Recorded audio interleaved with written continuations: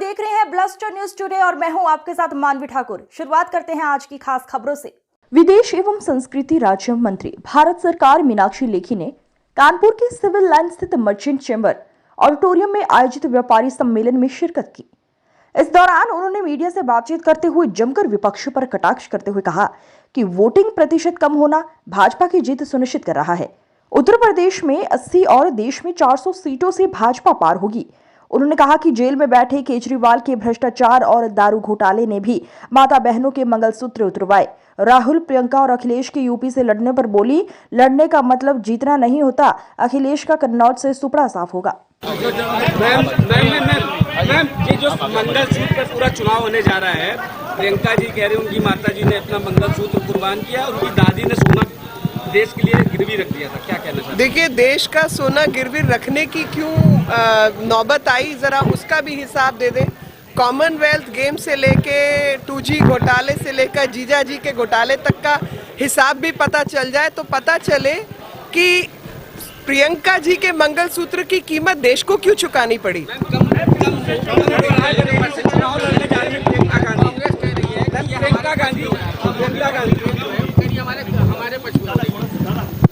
देखिए, मेरी बात सुनिए, आज तक देश भर में जितने अपने आप को इलेक्टोरल वैज्ञानिक कहते थे, वो पहले ये कहते थे कि जो एंटी इनकम्बेंसी होती है तो ज़्यादा वोट पड़ता है और जो प्रो इनकम्बेंसी होती है उसमें कम वोट पड़ता है, परसेंटेज कम होती है, क्योंकि सबको आश्वासन होता है कि सरकार तो इन्हीं की बननी है।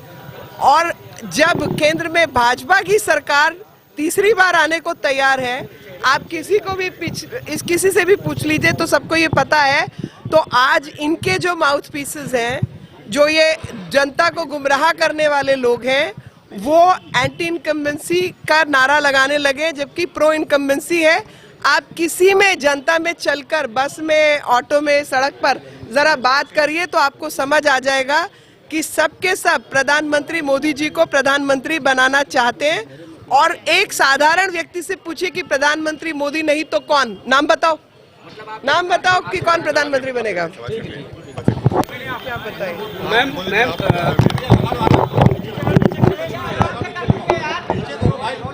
चुनावी समय है, राहुल गांधी अयोध्या दर्शन करने जा रहे हैं, क्या कहना चाहते हैं? देखिए, मुझे याद आता है कि इनकी बहन ने एक बार कहा था कि ये चुनावी मेंढक है जो बारिश आने पर टर्राते हैं। तो चुनाव के समय पर ये चुनावी हिंदू है, आगे पीछे राम के अस्तित्व पर प्रश्न उठाते हैं, लेकिन चुनाव आने पर इनको अयोध्या भी याद आती है, जो कि आप सबके सामने वो क्या कहते हैं, प्रत्यक्ष को प्रमाण किया। तो प्रत्यक्ष है और आपके सामने दिख रहा है कि किस प्रकार की हरकतें ये लगातार करते हैं कि भगवान राम के अस्तित्व को नकारने वाले लोग भगवान राम की शरण में जाने को तैयार हैं, सिर्फ और सिर्फ चुनाव के लिए। अगर इनका मन ही बदल जाता और ये वाकई हिंदू आस्था और सनातनी आस्थाओं से जुड़ गए होते तो शायद देश इतनी बदहाली में नहीं होता। वही प्रियंका गांधी कहती हैं कि मेरी माँ का मंगलसूत्र कुर्बान हुआ और उनकी दादी ने इस देश के लिए सोना गिरवी रख दिया था। क्या कहना चाहते हैं? पूरी चुनाव मंगलसूत्र पर आ गया है।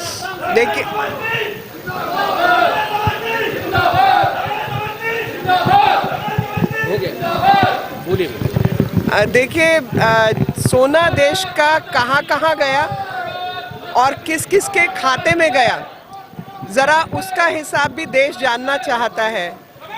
देश को गरीब रखने वाले लोग, मैं बाद में बात करता हूँ।